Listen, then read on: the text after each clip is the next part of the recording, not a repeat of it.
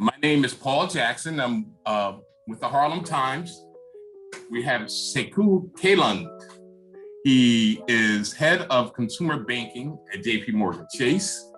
He also started or headed up Advancing Black Pathways. That's what we really want to talk about. And they've been doing a lot of interesting marketing to the African-American community, not just African-American community, but just the entire country as a whole. But their whole modus operandi is bridging the economic divide. Yes. So what why that is so important in today's climate is because, history has been not too kind in terms of banking in the African-American community. So that's why we think that this is, we're using these special features to highlight Chase and banks like Chase, particularly Chase, who are doing something for the community. So with that being said, let's get into it. How you doing, Sekou? I'm doing well. Thank you for having me. Excited to be here and covering a critically important topic for our community. Hey, yeah, tell me, now you by yourself are an accomplishment. You're heading what would be considered the 10th largest bank, if it was a separate branch altogether, a separate bank. Maybe even the fourth, but who's counting? Who's counting? The fourth, yes. All right, you have 10,000 employees under you. Yes. Right. And how does that, managing so many folks and especially in banking, since it's so complicated and you're doing outreach, especially community outreach, what are some of the methods and tools that you're using to try to reach out to these communities of color that have been so disadvantaged in the past? Well, I think it starts, with leadership, as you pointed out. If you're leading such a large organization, culture and tone at the top matters. And it's great that as a firm, JP Morgan Chase, has been in the forefront of investing in communities. And some of my own personal work and mission and passion has also been centered around, supporting communities' economic development. And so I'm fortunate to be able to set that tone for the Northeast division, which I run, on the importance of being proximate to our communities, right? And by being proximate, we could be better stewards in our communities and supporting business owners, families, customers. And so for me, it's just a way of how we should do business, which is why you've seen efforts such as the Harlem Innovation Branch and some of the other efforts we've undertaken to truly, bridge that gap and talk about financial health, et cetera. Now, your president, Jamie Dimon, he said, I remember when we were talking with him, he said that one of the most important things is to get out there and get into the community. He said even by handing out a business card in front of the bank, that can bring in bodies. What are some of the methods or what are some of the things that you're doing to, in terms of community outreach? Because from what I'm seeing is that a lot of folks, they care about banking, but they're a little bit intimidated by banks. And that's what you can go, especially down in the south, all the way down, south all the way up. The East Coast, you see massive check cashing places everywhere. Not like huge, but you know what I mean. They are everywhere. Literally every city has like 20, 30, 40 of them. And you see the people who go there, they're mostly, poor folks, African-American folks. So what are some of the ways that you're doing in order to kind of do community outreach and also address some of those problems? Because it is predatory lending that's out there that's doing a lot of the damage. Yeah, so one of the first things we and you said this at the beginning of our conversation, that we focused on was the fact that, understandably so, Blacks and minority communities have distrusted banks and other institutions more broadly. And that's driven, we can have a whole dialogue about the history, going back to Freedom Bank, that could be a whole discussion, redlining, which was government policy, the insurance company, everything, right? So that's rooted. I only address that to say, the distrust that some minority communities have of banks or institutions, healthcare, et cetera, are rooted in the experiences over the last decade.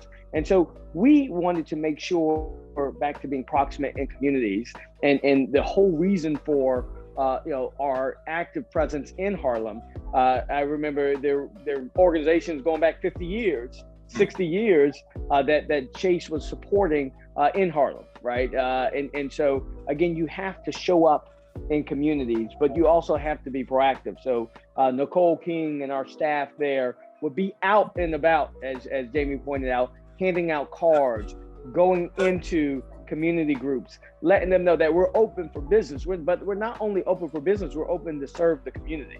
So are there things that we can do to be helpful, right? Around, whether it's around educational, like home buying, or financial help more broadly, or engaging with different organizations.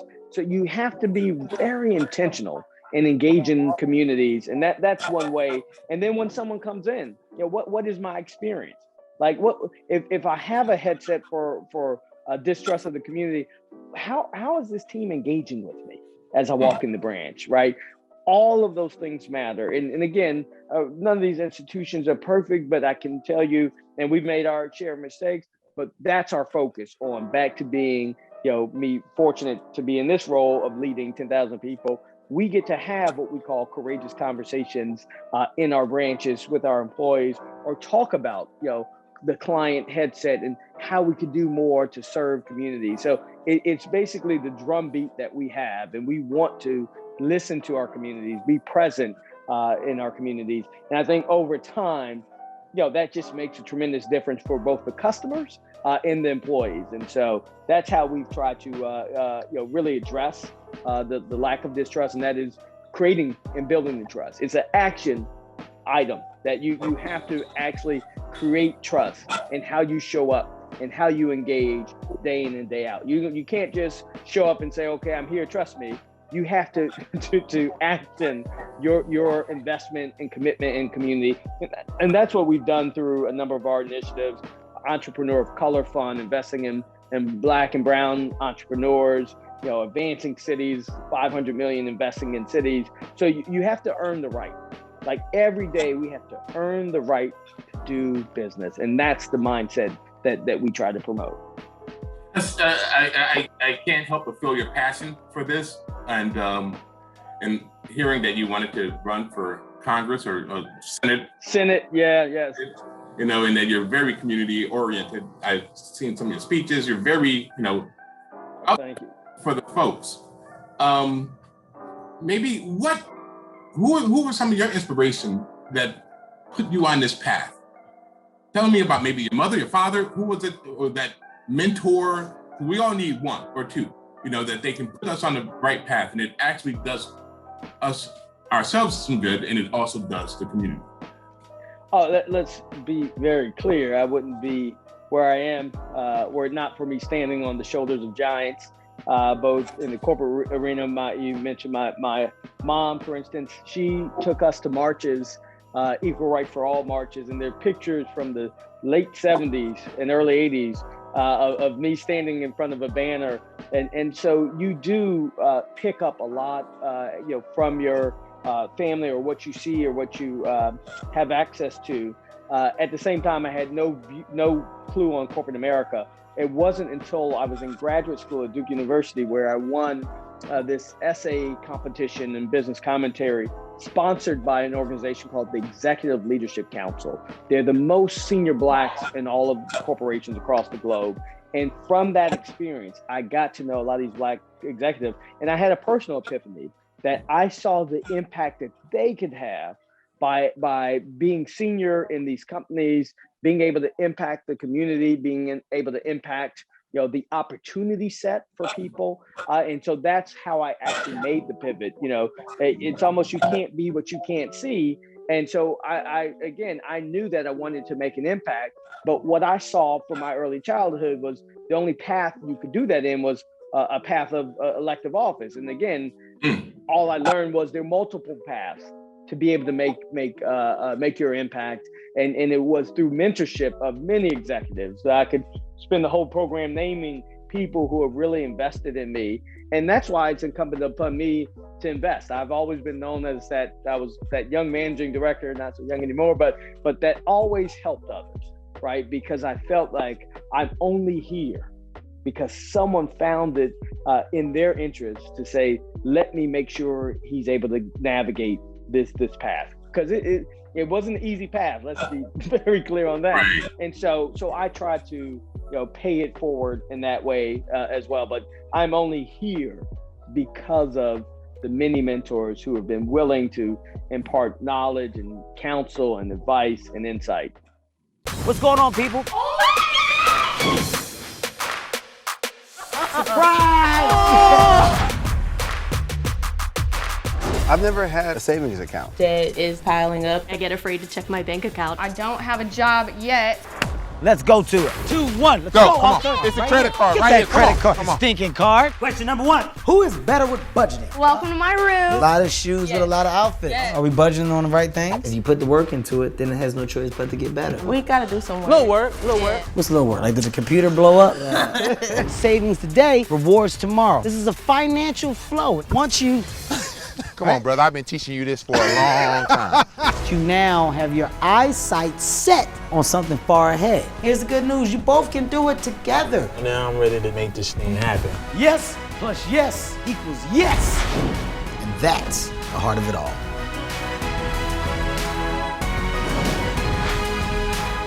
How long has Chase Chat's been running?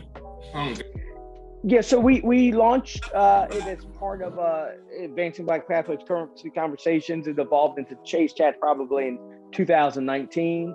And we used to do, when we were pre-COVID, it was great because we were doing them all over the country. It was the first time in my life where there were lines to get into the bank to hear this Chase Chat, because we would get people who were, from the community, influencers that again had stories that they could relate, financial coaches. So we had a full mix, generational. We had multi-generational. So it was really incredible. Then we did we pivoted to some remote. We did some at Essence Festival, partnering with Essence and Richelieu Dennis, who has been a great partner. And so we did these chats everywhere, and because we had our scorecards and metrics on, we wanted to reach people. So all said and done, we reached well over 1 million people with the content on Chase Chats. And it wasn't about particular products or buying products or services. It was explanation or discussion of products and services, but it was more so, removing the taboo. And part of the challenge for others, and I just had this discussion with my wife and we had 3 kids, but my son over the weekend, money topics were taboo in too many communities. So if my parents were talking about money, that was grown folks' business, and you knew you better move your way out of here before you get moved out of here, right? Exactly. And so whereas now, my son, it's part of the dialogue with my daughters as well, having an understanding and appreciation of money. So it's not a taboo topic. Also budgeting. If you want to buy that new game, what are you doing to save your money to purchase it, right? And so teaching these concepts early. So I will admit this because I'm not big trader in crypto or anything, but my son is trying to tell me Ethereum, this is why you should buy Bitcoin, this that the other. And it's just fascinating because when you plant the seed, then people can have that excitement and go on the journey on their own, right? And no, I'm not endorsing any cryptocurrency, but my bigger point is that just that relationship with money where you show that it's educational. So he can also tell you, which I do support, he has a stock portfolio, and so why he's invested in some of these, funds or ETFs. And that's not a conversation I was having growing up. First of all, there wouldn't have been money to have that conversation because you were just trying to pay the bills. But that's not a conversation I would have had. I didn't buy my first, stock or anything till I was out of graduate school. Right. So just think whereas this 15-year-old has a portfolio, right? And that's the difference, and the power of compounding, right? So even what people make the mistake is they think you need to have a lot of money to do it now. No, what you need to have is a discipline around trying to save when you can, right? And understand the best use. You don't need to be buying stock if you're paying in high interest rates on other products or loans. Perhaps you need to pay down that, right? So again, it's customized for the individual, but what you can do is save over time and do it in smaller increments. And it's just the power of compounding. Sometimes we feel we got to wait till we at the right moment to jump in. Well, it's always the right moment to save, by the way, right? Yes. But you just have to figure out, like, what's the best way to go about this, right? How can I be, focused on the budget? What are the things I need to think about? And that's where, when you show people tools, they're like, oh, this is easy, right? I could do auto save, set it and forget it. It can automatically move money from my checking to my savings, and I don't have to worry about it anymore. That is my saving. I just choose the amount, right? So when you get people comfortable with the tools and the concepts, then they can run with it, right? We've talked to quite a few banks over the past 20 years, and what I've noticed is that they do have a lot of passion, but it's very difficult for them to break into that wall, into the community. And it's also, one thing I also noticed is that they don't seem to be targeting or connecting with young people. What you just mentioned is that compounding interest. You put something in, Brianna mentioned the other day, she said, hey, if you give a kid, put $25 in a kid's checking account when he's born, the chances of that kid going to college goes up exponentially. That, I think, is the challenge. I'm not saying that the older generation, they're not lost. No, of course, they need financial products, they need services, but their pensions, handling their IRAs, that type of thing. Actually, this is two questions. How are you going to reach out to those young people, and especially like even little babies or families that are just having kids? How are you going to reach out to the young people? And two, how are you going to bring them from a point of just simply opening up a checking account to learning about stocks to maybe setting up their IRA with you, for example, getting mutual funds, lessons on that, so that they'll, throughout the life of the person, from cradle to grave, basically, being a part of them. So it's a great question. So one of the things in terms of how you reach, you have to be relevant in the forms where you can reach the target audience. So if you want to, is that why you have Kevin Hart? Is that why you guys use Kevin Hart? Well, Kevin Hart leaned in. He was one of our advisory advisory board members for Advanced Applied Pathways, but more so working with JP Morgan as well. I will give him 1,000% credit. His biggest thing was like, I've made money mistakes. And so I took Kevin around Harlem maybe 18 months ago to the Harlem Children's Zone, where he told these kids, like, all the many financial mistakes he made, right? And in another conversation, he was like, I was making this movie, I was making that movie, I was broke, right? But I bought this, I did that. And so I think, definitely Kevin Hart. I was on another show called Earn Your Leisure. So just connecting where people consume, their information, and particularly, a lot of the Black media, or Latinx media, you have to understand like where people are consuming the information. Then once you get people to see the information, well, how can I take it a step further? That's where then I can say, if you want to schedule an appointment with a banker, and they can come up with a financial plan for you and work through some of these details and help you, right? And so again, that's no charge. That's just a service that we can offer, through working with a banker. And I think those efforts. So now that I've grasped the information and recognized the importance, now I have a call to action. I can actually sit with someone who's going to walk me through and help me come up, with this plan. And so I think those are the difference makers. But you have to start, early in terms of exposing, people, to these concepts. And I think we've come a long way. If I look at hip hop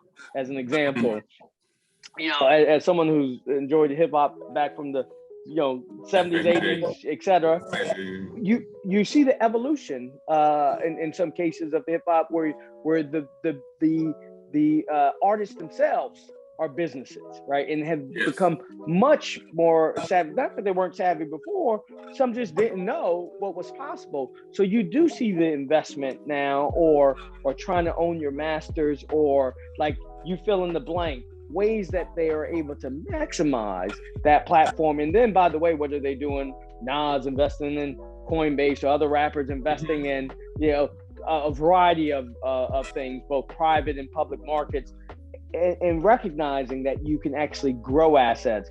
And so I think that's a helpful message for people to see as well, that again, it's the willingness for these entertainers or celebrities to talk about, you still need a plan, right, on what you're going to do around the finances. And the more younger people see them talking about this stuff, and you'll hear it, right, that can make a difference as well. But ultimately it starts with the schools, but that's a whole separate discussion of how schools teach, because it's too hard for institutions to teach in the schools.